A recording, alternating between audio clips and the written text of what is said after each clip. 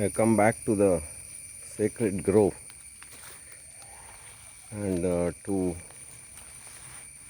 film something nice today. This ginger I noticed last when I first came to this sacred grove about 2 months back. First flowers were peeping out, and I did notice that it's quite an unusual ginger family member. Then subsequently flower and all started and blooming. Now it is fully ready, and this one is called Zingiber neesanum, Neesanum, and it is occurring in our mainly South India and little bit in Burma, it seems. Then not much is known about it. It's hardly studied. One this thing has been found on it. That is one of those essential oil, it seems. And this is one of those gingers that hasn't made it to any of the nurseries and all, or gardens. One of the unusual ginger. Some parasites seem to have.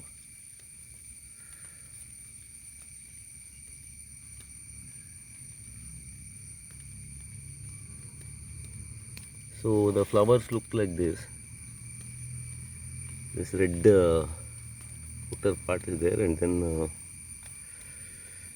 I think the seeds already formed.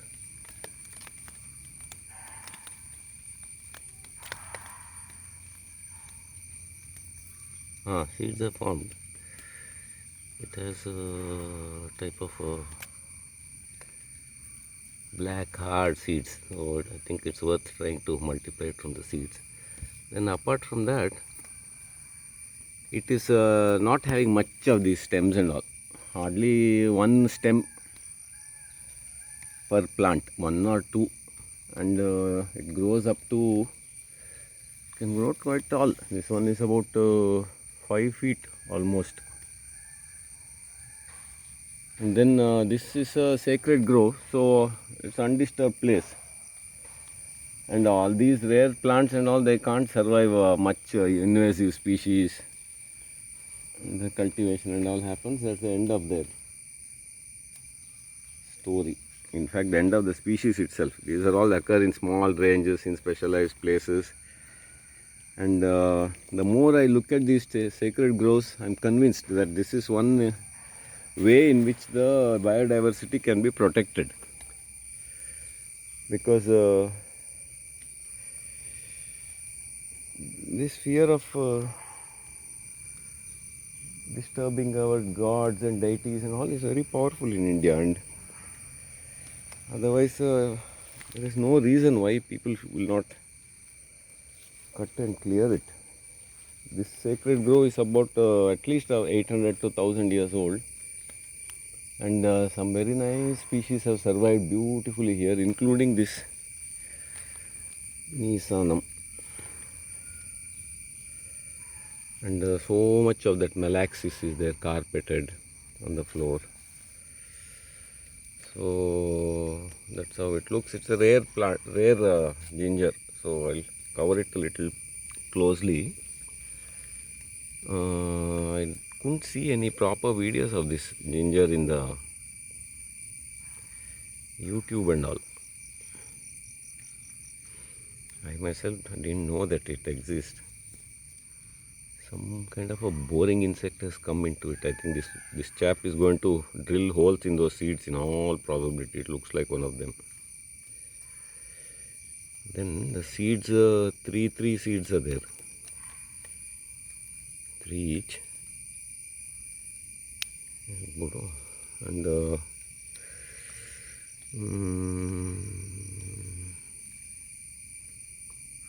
this is one more.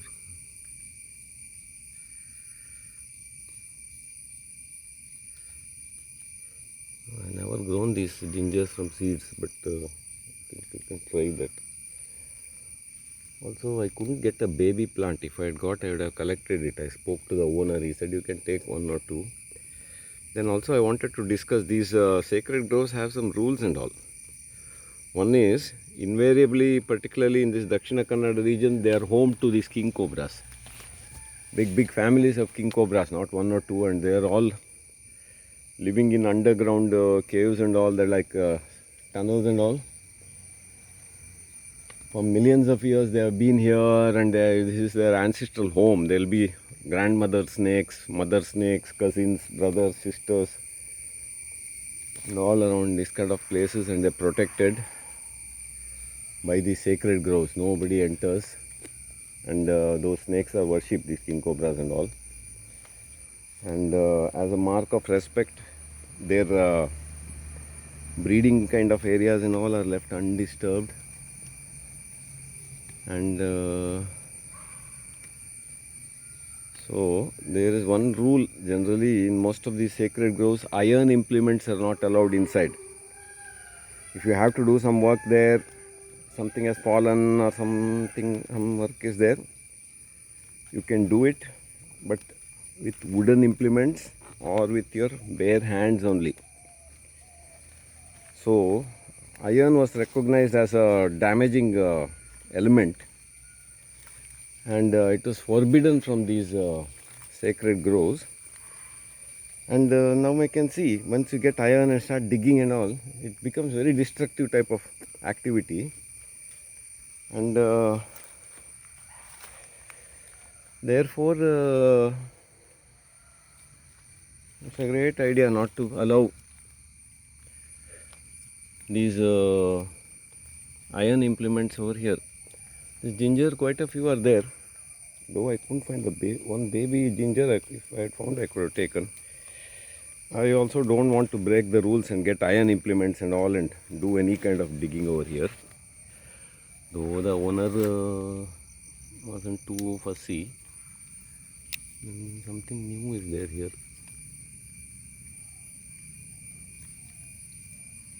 I think.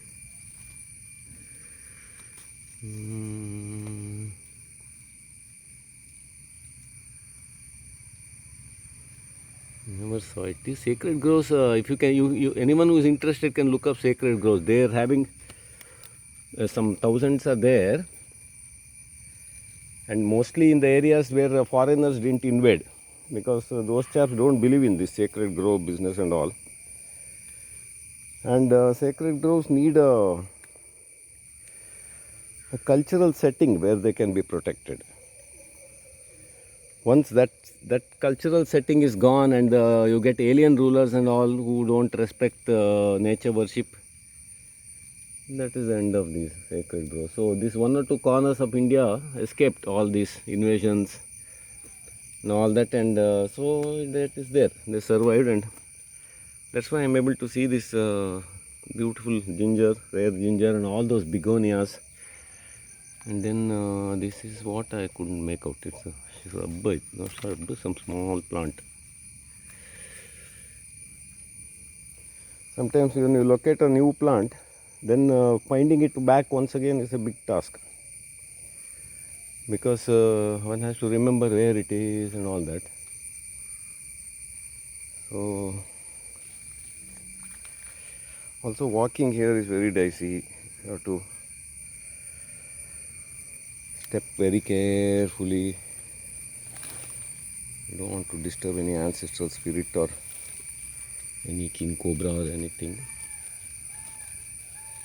So quite a few gingers are there.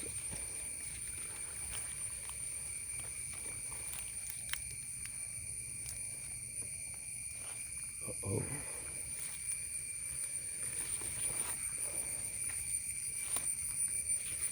These videos and all I am doing primarily for my own reference, not meant for ordinary viewers who like some jing bang action in the video. So I discourage viewers by writing dull, boring and all. Don't come and see all this. It's not meant for everybody.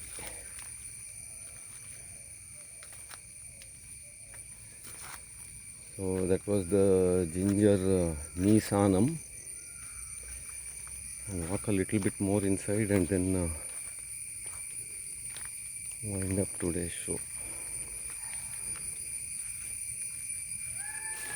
There's one more specimen here, the small flower. At least something on these, this size I can hope to try to grow, because iron implements are not allowed, means you can't even look for small pieces.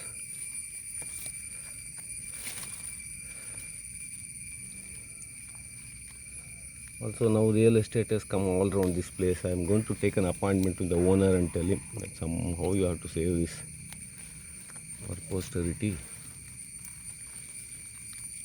They have also offered financial help. They are well off, but if they need, you can spend little money to help them to fence it off. There's a way to save these places. One is that religious sanctity and all that sacredness and all should not go. If it goes, then there is no protection for these delicate plants. Then owners have to be enlightened, and they should be well off enough where they don't come under poverty and all when they're forced to sell. And invariably in these big families, one or two greedy chaps will be there or after money. So they'll say this is all nonsense, all this sacred, geekred and all that. What we need is quick money. Just clear off everything. Get a bulldozer, it is 1 hour leveled off, a million little beautiful plants. They crushed in a single day, and that will be the end of the story. Also in this sacred grove, I found some nice ferns. Then some more things are there in that portion. But then walking bare feet and then the snakes and all is a bit frightening. At the same time, when one comes here, it fills his heart with a kind of awe and kind of silences everything else. And if there is little bit love of nature,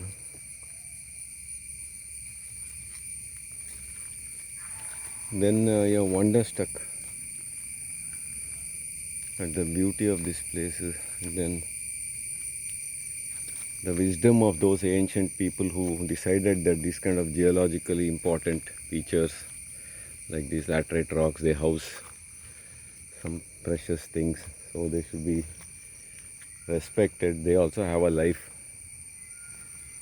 It's not just us humans, but we dependent on all these creatures for our survival.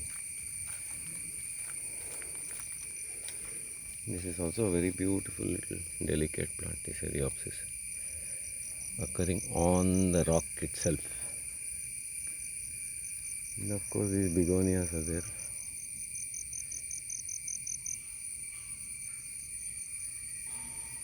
Thousands and thousands.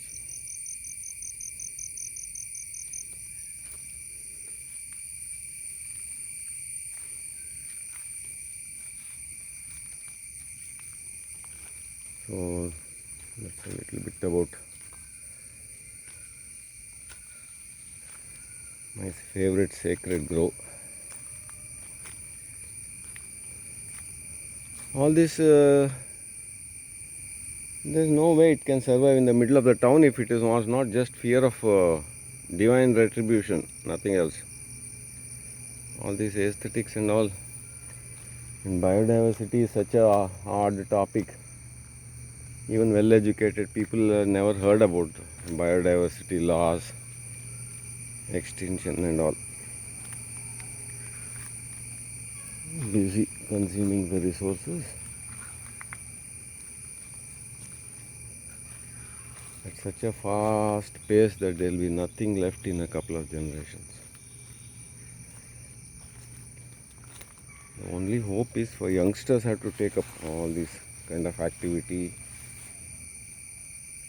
And then first of all we have to record what is there. Record and educate our people that this is all very precious and worth saving. Every rock is having thousands of these flowering plants. And also some beautiful rainforest species like this. Some of the names also I couldn't get.